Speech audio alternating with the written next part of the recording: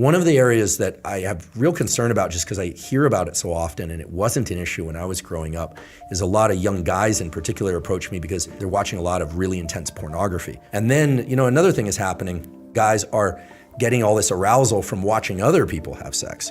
And then they're in the real world scenario and it's like, wait, you're no longer third personing this, you're actually in this scene. and it's completely collapsing them.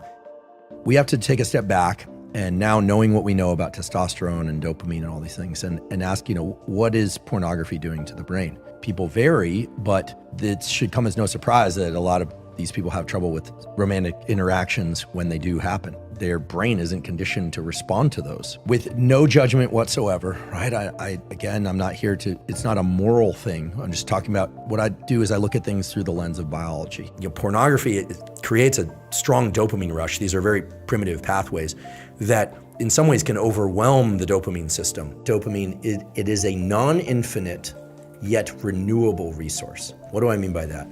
Just as adrenaline, epinephrine, is released in response to psychological stressors, physical stressors, cold water, final exams, broken relationship, excitement. These are generic molecules, right? They're used to create activation states in the body. Dopamine is the molecule of motivation, pursuit, and desire.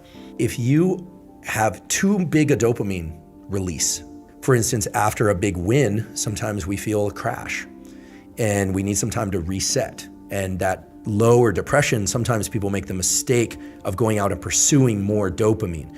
We all should guard our dopamine peaks very carefully. A little bit goes a long way, a lot goes even further, but it also takes you down deeper afterwards. This is the basis of addiction. And there's an additional issue with pornography, which is not often discussed, which is that, remember, guys in particular, the brain is a learning prediction machine. And if your brain learns to be aroused by watching other people have sex, it is not necessarily going to carry over to the ability to get aroused when you're one-on-one with somebody else.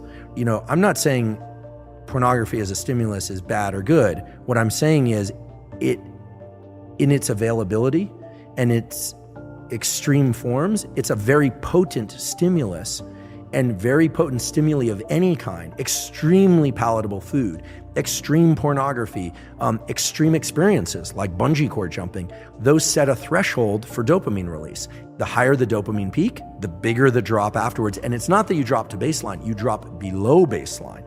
The crash that comes afterwards feels painful. And all that we need to do in order to return to a baseline of dopamine, renew that resource, is to wait and make sure that we don't try and trigger yet more dopamine in that time. So you asked about, should I be taking caffeine in addition to training and blasting music? I always say people differ on this spectrum, but be careful about stacking dopamine. Training itself is a stimulus for dopamine release. Cold water is a stimulus for dopamine release. But if you start doing training, cold water, listening to your favorite music, plus you're taking, let's say, some stimulant. Obviously the stimulants we've been talking about are terrible, but some of the stronger stimulants out there.